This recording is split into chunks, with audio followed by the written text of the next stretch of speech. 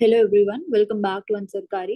आज हम पढ़ने वाले हैं about marine pollution in the environment and ecology session. Marine pollution के कॉजेस क्या क्या होते हैं, इसके अलावा इनिशिएटिव्स क्या लिए गए हैं, कन्वेंशंस क्या है इंटरनेशनली, एंड देन हम देखेंगे कि जो नेशनल रिवर्स है उसके लिए क्या क्या इनिशिएटिव लिए गए हैं, डिफरेंट टाइप्स ऑफ कंटामिनेशन क्या क्या देखा जाता है। मरीन पोल्यूशन में सबसे पहले कॉजेस की बात करते हैं तो वेस्ट वाटर जो डायरेक्टली डिस्चार्ज होता है हमारे रिवर्स में, एंड देन जो रिवर्स है वो ड्रेन होती है हमारे ओशन के अंदर। तो वेस्ट वाटर हो गया, सीवेज हो गया, गार्बेज हो गया from the homes and industries, directly discharge होता है। वाटर फ्रॉम दी रेन या फिर मेल्टिंग स्नो अपने साथ जब वो कैरी करती है पोल्यूटेंट्स को, जब वो लैंड के एरिया से पास करती है एंड देन ड्रेन करता है वाटर ओशन के अंदर, जिसमें पेस्टिसाइड्स हो गया, एग्रीकल्चर रन ऑफ से fertilisers, and then also oil spills, वो रिस्पॉन्सिबल होते हैं। इसके बाद पर्टिकुलेट मैटर जिसमें PM2.5 एंड PM10 एंड बाकी केमिकल्स जो कि इंडस्ट्रियल एमिशन से डायरेक्टली आते हैं, विंड करंट्स के साथ फ्लो करते हैं, जो सरफेस है ओशन का उसके ऊपर डिपॉजिट हो जाते हैं, उनकी वजह से मरीन पोल्यूशन होता है। Then deep sea mining and oil spill जो होते हैं उनकी वजह से जो हैवी मेटल्स हैं वो रिलीज हो जाते हैं हमारे सी के अंदर, and oxygen demand, basically oil spills में हम देखते हैं कि जो ऑक्सीजन डिमांड होती है उस पर्टिकुलर रीजन में वो कम हो जाती है। इसके अलावा प्लास्टिक वेस्ट जो है 8 million ton of plastic enter करता है हमारे ओशन को हर साल, and any toxic substances, heavy metal and POPs का जो डायरेक्ट रिलीज होता है हमारे ओशन वाटर में, देन वो हमारे फूड चेन को एंटर करता है, बायो एक्यूमुलेशन के लिए रिस्पॉन्सिबल होता है। प्लास्टिक पोल्यूशन की बात करते हैं तो हम देखते हैं कि बीचेस से, कोस्टल वाटर से, tourism industry, aquaculture and industry, अलग अलग इंडस्ट्रीज होती है, प्लास्टिक इंडस्ट्रीज है, वो जो सेटअप होती है हमारे कोस्टल एरियाज में, वो मेजर सोर्स होती है प्लास्टिक वेस्ट का। एंड कुछ कुछ प्लास्टिक वेस्ट है जो रिवर्स भी कैरी करती है अपने साथ एंड देन ड्रेन होती है ओशन में। ये जो माइक्रो प्लास्टिक है, बेसिकली जो ऑर्गेनिज्म से इसको इंजेस्ट कर लेते हैं, उनके कंजम्पशन के थ्रू ये बेसिकली बायो एक्यूमुलेशन होता है हमारे फूड चेन में। And micro plastic, nano plastic हमने देखा है कि अंटार्कटिक रीजन में भी मिलता है। तो हम देख सकते हैं कि एक्सटेंट क्या होता है प्लास्टिक का in the ocean. 7 to 13 million ton of plastic जो है it end ups in the ocean every year. इसके अलावा माइक्रो प्लास्टिक जिसमें फिशिंग नेट्स वगैरह होते हैं, वो भी इंटेंगलमेंट का इशू होता है विद द एनिमल्स, जिससे उनको ब्रीदिंग प्रॉब्लम्स होती हैं। तो ये डिफरेंट डिफरेंट सोर्सेज देख सकते हैं हम कि कैसे जो प्लास्टिक है वो एंटर करता है। साइजेस ऑफ प्लास्टिक जिसमें micro plastic, macro plastic, micro plastic and then nano plastic. तो मैक्रो प्लास्टिक जो होता है the pieces are larger than 20 centimetre. Micro plastic के साइज की बात करते हैं तो it is smaller than 5 millimetre. And nano plastic जो होता है वो 1 मिलीमीटर से लेके 1 माइक्रोमीटर के बीच में होता है। इसके बाद डायरेक्ट लिटरिंग एक्टिविटीज क्या क्या होती है जिससे कि ओशन का पोल्यूशन ओशन के पोल्यूशन के लिए रिस्पॉन्सिबल होता है। सबसे पहले एयरबॉर्न हमने देखा, जो पर्टिकुलेट मैटर्स होते हैं वो सब हमारे विंड करंट्स के साथ, ओशन करंट्स के साथ, रिवर करंट्स के साथ एंटर करते हैं ओशन। प्लास्टिक हमने देख लिया, 7 to 13 million ton of ocean के अंदर जो प्लास्टिक है हर साल एंटर करता है। गायर्स एक्यूमुलेशन होता है। सो बेसिकली ओशन गायर्स जो होते हैं सर्कुलर ओशन करंट होते हैं जो कि कोरियोलिस फोर्स की वजह से बनते हैं। तो बेसिकली जो हमारा प्लास्टिक वेस्ट है जो ऑलरेडी ओशन वाटर में एंटर कर चुका है, ओशन करंट्स की वजह से वो उसी एरिया में ट्रैप होके रह जाता है। जो कोस्टल एरियाज है या फिर मिड ओशियनिक आइलैंड्स है, वहां पे ट्रांसपोर्ट कर देते हैं उसको ये ओशन करंट्स, एंड वो वहीं पे ही रह जाता है फॉर मंथ्स एंड ईयर्स। उसके अलावा रिक्रिएशनल बोट्स, हम बोल सकते हैं बोट्स से जो ओवरबोर्ड कहते हैं कि जो भी इक्विपमेंट्स वो यूज कर रहे हैं अगर उसको वो डंप कर दे रहे हैं ओशन के अंदर, वहां से आता है। इसके अलावा शिपिंग सोर्सेज जहाँ से प्लास्टिक पैलेट्स या फिर मरीन कोटिंग्स वहां से जो एमिट होती हैं वो सोर्सेज होते हैं। इसके अलावा अगर ह्यूमन हेल्थ की बात करते हैं कि जब प्लास्टिक एंटर करता है तो क्या क्या डिसऑर्डर्स एंड क्या क्या ह्यूमन हेल्थ पे इम्पैक्ट डालता है, तो हम सबसे पहले देख सकते हैं कि कुछ कुछ ह्यूमन कंडीशंस होती है जैसे प्लास्टिसिजर्स एंड बायसफेनॉल। ये फ्लेम रिटार्डेंट्स जब ये एंटर करते हैं रेस्पिरेटरी ट्रैक्ट्स में या फिर हमारे नर्वस सिस्टम में, तो ये डायरेक्टली हमारी जो न्यूरो डेवलपमेंटल ग्रोथ है उसको इम्पैक्ट करते हैं, ADHD, ऑटिज्म, न्यूरो बिहेवियरल या फिर IQ, कॉग्निशन, जो हमारी कैपेसिटीज होती है हमको इम्पैक्ट करते हैं। उसके बाद थायराइड डिजीज, थायराइड कैंसर जो कि हार्मोनल इम्बैलेंसेस से होती हैं, उनको कॉज करते हैं। देन हमारे लंग्स में स्कारिंग के लिए asthma, respiratory diseases, cardiovascular diseases and metabolic diseases जैसे टाइप 2 डायबिटीज या फिर चाइल्डहुड ओबेसिटी, इन सब के लिए ये रिस्पॉन्सिबल होते हैं। मेटाबॉलिज्म जो हमारा लेवल है उसको भी ये कम करते हैं, उसकी एफिशिएंसी को कम करते हैं। एंटीबॉडी से कैसे हमारी बॉडी रिस्पॉन्ड कर रही है उस एफिशिएंसी को कम करते हैं। इसके अलावा रिप्रोडक्टिव हेल्थ को डायरेक्टली इम्पैक्ट करते हैं इन एडल्ट्स।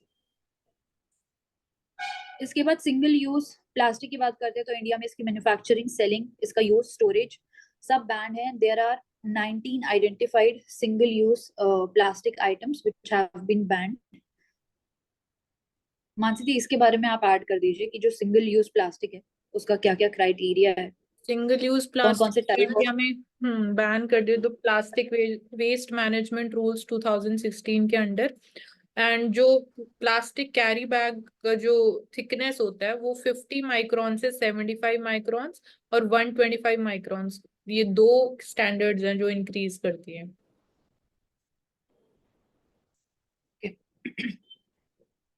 इसके अलावा यूनेप की रिपोर्ट है फ्रॉम पोल्यूशन टू सोल्यूशन, जिसमें कि जो प्लास्टिक वेस्ट एमिशन हो रहा है या फिर हमारा जो एक्वेटिक इकोसिस्टम है जिसको डायरेक्टली इम्पैक्ट कर रहा है, बेसिकली ये जो एमिशन है ट्रिपल होने वाला है and it is projected to be 23 to 37 million tons पर ईयर बाय 2040। सो इसके अलावा सोर्सेज क्या क्या है इस मरीन लिटर के? बेसिकली लैंड बेस्ड सोर्सेज जो हैं, जो इंडस्ट्रीज से आते हैं या फिर बीच के पास जो भी इंडस्ट्री सेटअप की गई हैं, वो सबसे ज्यादा है। इसके अलावा लैंड बेस्ड सोर्सेज के बाद हमारा वाटर बेस्ड सोर्सेज रिस्पॉन्सिबल है। 7,000 million estimated plastic production, 7,000 millions of estimated, यहाँ पे कुछ ठीक से लिखा नहीं हुआ है। So 9,200 million tons of approximately इसमें cumulative plastic. ये बोल रहे हैं कि जो 7,000 millions of estimated 9,200 million ton में से जो क्यूमुलेटिव प्लास्टिक प्रोडक्शन है, उसमें 1950 और 2017 के बीच में इट बिकेम प्लास्टिक वेस्ट। मतलब टोटल 9,200 मिलियन टन में से 7,000 million ton it has become plastic waste. And वो लैंड बेस्ड सोर्स से आया है। हम्म तो 7,000 मिलियन जो है वो लैंड बेस्ड सोर्स से आया है। राइट। अब प्लास्टिक वेस्ट का जो एमिशन हो रहा है इसकी वजह से डायरेक्टली इम्पैक्ट हो रहा है हमारे कोरल रीफ। दैट इज 50% जो कोरल रीफ है इस वर्ल्ड के, they have died in the past 30 years and 90% तक जा सकता है ये जो नंबर है इन द नेक्स्ट सेंचुरी। इसके बाद कोरल रीफ ब्रेक थ्रू की बात करते हैं तो ये कोलैबोरेशन में है। इंटरनेशनल कोरल रीफ इनिशिएटिव ने लॉन्च किया था in collaboration with GFCR, that is Global Fund for Coral.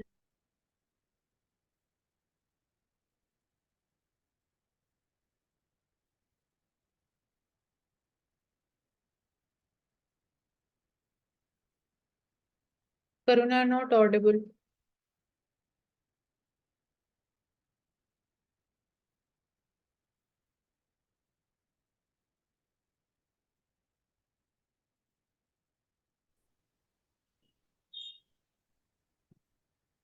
सो हम बात कर रहे थे कोरल रीफ ब्रेक थ्रू के बारे में। ये कोलैबोरेशन में था कुछ कुछ ऑर्गेनाइजेशंस के द्वारा एंड इसका एम बेसिकली ये है कि जो एक्सटेंशन हो रहा है बेसिकली हमारा 1,25,000 किलोमीटर पर स्क्वायर और शैलो वाटर में जो कि ट्रॉपिकल रीजन में हम देख सकते हैं बाय 2030, उसके एक्सटेंशन को हम कैसे रोक सकते हैं उसके बारे में ये बात करता है।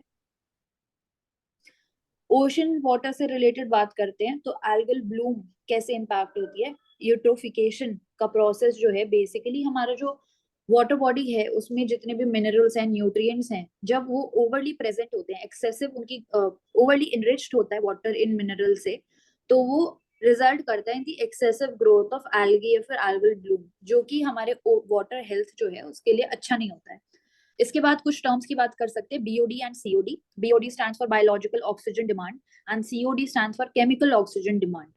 अब ये दोनों क्या होते हैं, ये बेसिकली टेस्टिंग मेथड है जिससे हम पता लगा सकते हैं कि कोई भी जो वाटर सैंपल है उसमें कितना अमाउंट ऑफ कंटामिनेशन प्रेजेंट है।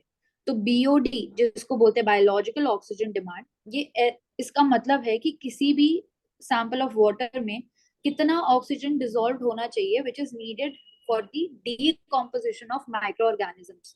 मतलब जो एरोबिक बायोलॉजिकल ऑर्गेनिजम्स प्रेजेंट है हमारे वाटर में, कितना ऑक्सीजन उनको चाहिए होगा कि वाटर में प्रेजेंट हो ताकि वो ब्रेक डाउन कर पाए ऑर्गेनिक मैटर को।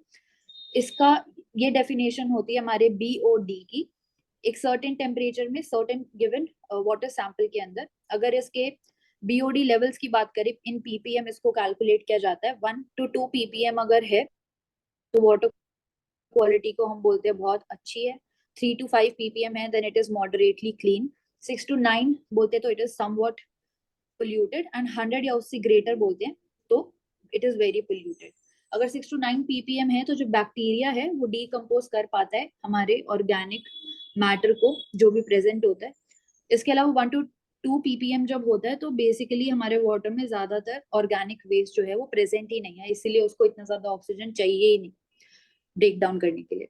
अब सीओडी की अगर बात करते हैं तो जो केमिकल ऑक्सीजन डिमांड होता है ये ऐसा टेस्ट है जिससे हमें पता लगता है कि कितना अमाउंट रिक्वायर्ड है हमारे ऑर्गेनिक मैटर, जितना भी ऑर्गेनिक मैटर वाटर में प्रेजेंट है उसके ऑक्सीडाइजेशन के लिए कितना ऑक्सीजन हमें चाहिए होगा। तो ये सीओडी होता है। सीओडी जो होता है वो जनरली बीओडी से हायर होता है। ऐसा इसलिए होता है क्योंकि नेचुरली हमारे लिए प्रेजेंट नहीं है कि जो बायोलॉजिकल ऑक्सीडेशन हो रही है ऑर्गेनिक मैटर की वो एक्सीड कर पाए, इतने ज्यादा लेवल पे हो पाए। इसी वजह से जो केमिकल्स हैं इनका यूज होता है एंड इन केमिकल्स के थ्रू ऑक्सीडाइजेशन होता है ऑर्गेनिक मैटर का, इसलिए सीओडी का लेवल जो है वो हायर होता है then BOD in the water bodies. TDS that stands for total dissolved solids, ऐसा मेजर है जिसमें हम बात करते हैं कि कंबाइंड कंटेंट जो भी इनऑर्गेनिक और ऑर्गेनिक सब्सटेंसेस होते हैं किसी भी लिक्विड में कितने कितने अमाउंट में वो प्रेजेंट है।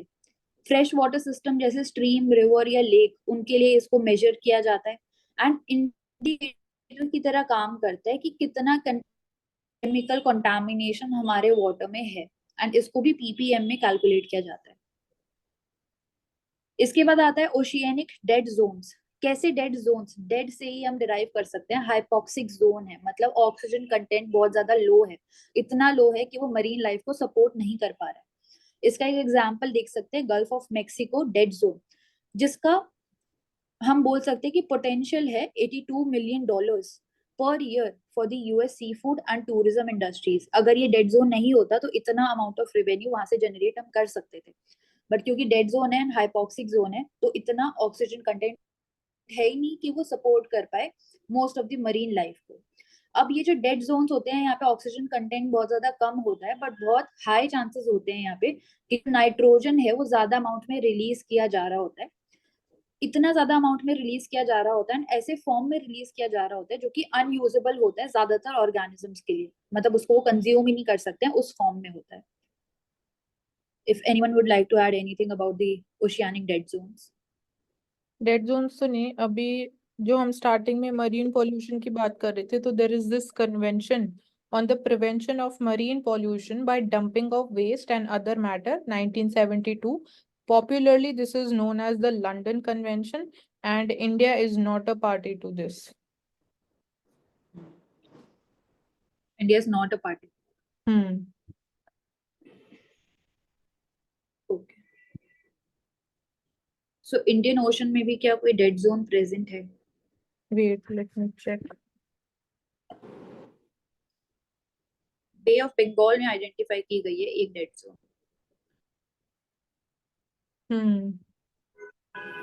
इंडियन ओशन रीजन में बे ऑफ बंगाल रीजन में हम देख सकते हैं example and gulf of Mexico. तो ये दो एग्जांपल देख सकते हैं ऑफ ओशियानिक डेड जोन। इसके बाद आता है इनिशिएटिव्स क्या क्या लिए गए हैं on the global and on the national level. सबसे पहले हम ग्लोबल लेवल पे ज्यादा कम एक इम्पोर्टेंट चीज है कि वर्ल्ड का जो लार्जेस्ट डेड जोन है it is in Arabian sea. It is covering almost the entire 63,000 square mile Gulf of Oman. And second largest is Gulf of Mexico wala jo dead zone. The largest is present in Arabian Sea. and the second largest is Gulf of Mexico. Yes. तो जो Arabian सी में present है वो 7 times larger है हमारे gulf of Mexico के dead zone से.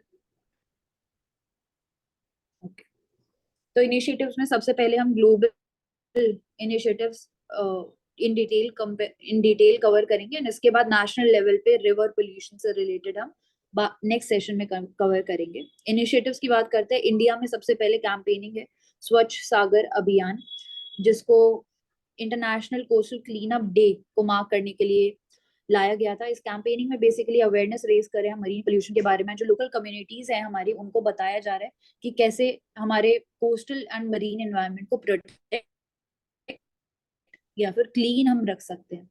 इसके बाद पोल्यूशन फ्रॉम शिप्स के लिए आता है मार्पोल. 1973 में आया था international convention for the prevention of pollution from ships.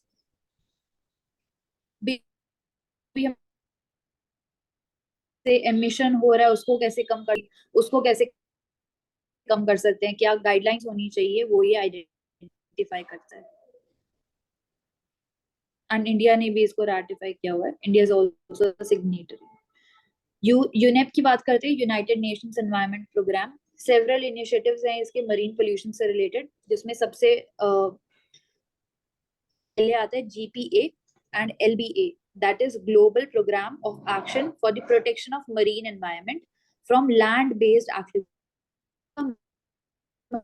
Marine का जो सोर्स है सबसे ज्यादा लैंड बेस्ड एक्टिविटी से इंटरऑर्गेनिज्म है, जिसमें fresh water, coastal and marine ecosystem. अकेला ऐसा ये इंटरगवर्नमेंटल मैकेनिज्म है पूरे वर्ल्ड में जो कि कनेक्ट करता है terrestrial, fresh water, coastal and marine ecosystems को एंड उनके चैलेंजेस को एड्रेस करने की ये बात करता है. देन नेक्स्ट हमारे पास एक क्वेश्चन है कि जो क्लीन सी कैंपेन है वो बहुत ज्यादा न्यूज में देखी गई थी, तो किसने लॉन्च की थी? वर्ल्ड बैंक, IUCN, WEF या यूनेप ने? यूनेप होना चाहिए. सो आंसर इसका यूनेप है. यूनेप ने लॉन्च किया था इसको 2017 में, जिसमें कि गवर्नमेंट को, पब्लिक सेक्टर को, प्राइवेट सेक्टर को एंगेज करने की बात की गई थी ताकि हम मरीन प्लास्टिक पोल्यूशन को कम कर सके.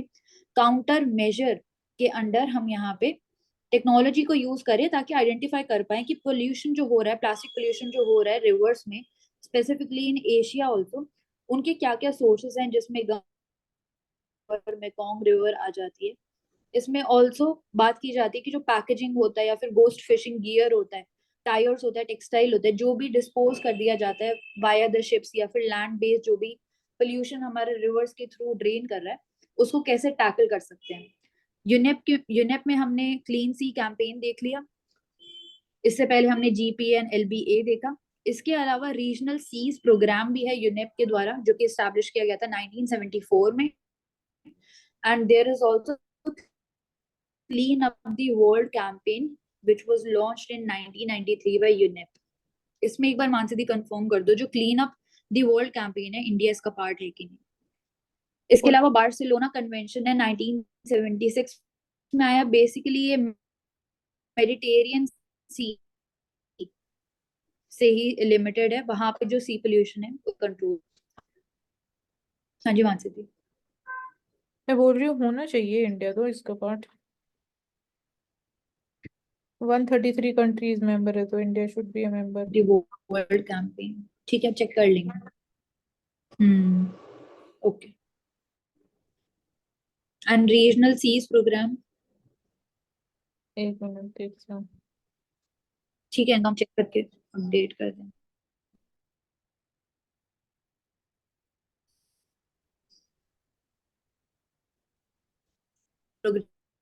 प्रोजेक्ट, तो जो ग्लो लिटर पार्टनरशिप प्रोजेक्ट है ये लॉन्च किया था IMO और FAO ने मिलके, जिसमें IMO stands for international maritime organisation and FAO stands for food and agriculture organisation. Initial funding जो है इसकी गवर्नमेंट ऑफ नॉर्वे ने की थी. एंड प्रिवेंशन एंड रिड्यूस कैसे किया जा सकता है मरीन प्लास्टिक लिटर को शिपिंग एंड फिशरी इंडस्ट्री से, उसके बारे में ये बात करता है. IPOI that stands for Indo-Pacific Ocean Initiative, ये सागर मिशन का ही पार्ट है. यहाँ पे बात की जा रही कि रीजनल कोऑपरेशन जो है इंडियन ओशन में, इंडियन नेबरहुड में, उसको कैसे एक्सपैंड कर सकते हैं. इसके अलावा मैरीटाइम बाउंड्रीज को कैसे स्ट्रेंथन कर सकते हैं, लुक ईस्ट पॉलिसी का एक्सटेंशन इसको मान सकते हैं। And IOR Indian Ocean region के लिए ये 3 कॉमन गोल्स पॉइंट करता है, जिसमें इंक्लूडेड है वेल्थ क्रिएशन कैसे हो पाए, वेल्थ के प्रमोशन कैसे हो पाए, एंड कोऑपरेटिव IOR रीजन में जो मैरीटाइम कोऑपरेशन है वो कैसे बढ़ाई जाए। लुक ईस्ट पॉलिसी का एक्सटेंशन एंड सागर मिशन का पार्ट है ये IPOI, Indo Pacific ocean initiative. इसके बाद मानसी जी ने ऑलरेडी स्पेसिफाई भी किया अबाउट लंदन कन्वेंशन 1972 में आया था। इफेक्टिव कंट्रोल कैसे किया जा सके मरीन पोल्यूशन के सारे सोर्सेस के लिए, prevention dumping and other matters in the sea. इसके अलावा ग्रीन पीस आता है। ग्रीन पीस एक एनवायरमेंटल NGO है जो कि डेडिकेट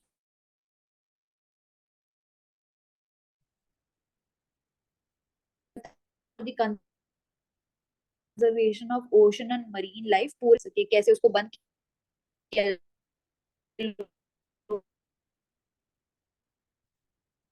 कम्युनिटीज को कैसे अवेयर किया जा सके, कंपनी जो है उनकी फिश है की वजह से। इसके अलावा वेल्स क्रिएट हो रहे, वेल सेंचुरीज में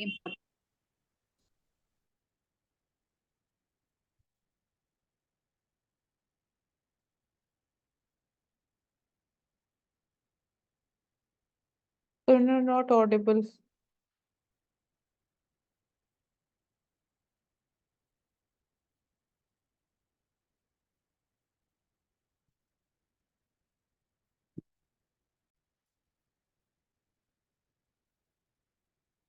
ये रह गया सिर्फ ब्लू फ्लैग सर्टिफिकेशन।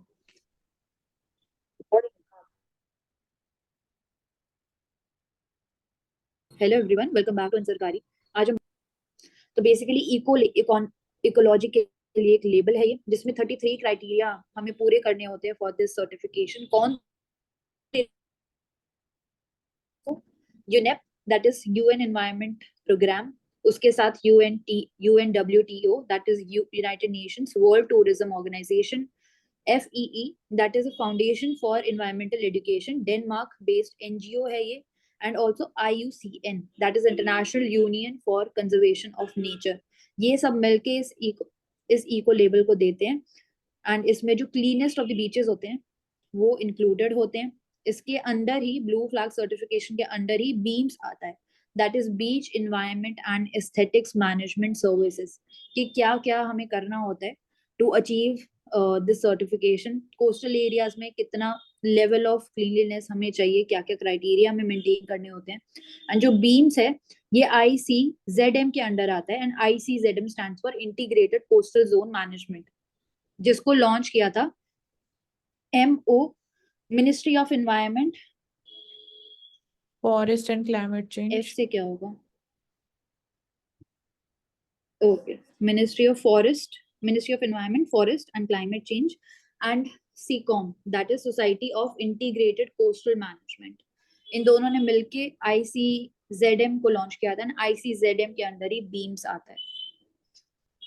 इसके अलावा इंडिया में बात करते हैं तो 10 to 11 ब्लू टैग मिला है हमारे बीचेस को, जिसमें शिवराजपुर बीच आता है द्वारका में इन गुजरात रीजन, देन घोगला बीच आता है इन द दीव रीजन, कपड़ बीच आता है इन केरला, एंड ऑल्सो लक्षद्वीप में आता है कड़मत बीच, मिनिकॉय थुंडी बीच, कोवलम बीच जो कि केरला एंड हमारे तमिलनाडु की बाउंड्री पे लोकेटेड है, एडन बीच पुडुचेरी में, Radhanagar beach in Andaman and Nicobars, Rushikonda beach, and then golden beach Orissa में।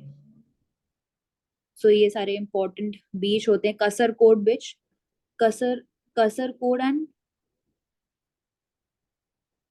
पदुबिद्री बीच जो कि लोकेटेड है हमारा महाराष्ट्र में। वो महाराष्ट्र, गोवा और वेस्ट बंगाल में एक भी नहीं है।